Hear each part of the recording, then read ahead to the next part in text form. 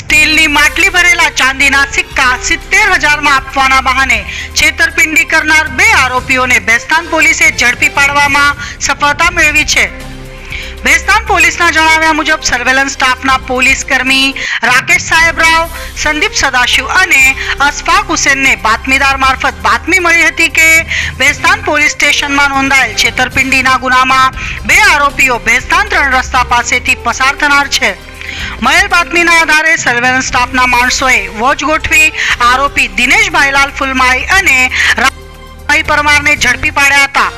Police પૂછપરછમાં બંને 20 દિવસ અગાઉ છેતરપિંડી કર્યાની કબૂલાત કરી હતી.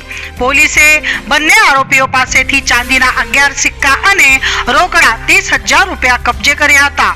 ભેસ્તાન પોલીસ દ્વારા બંને આરોપીઓની છેતરપિંડીના ગુનામાં ધરપકડ કરી વધુ તપાસ હાથ ધરી છે.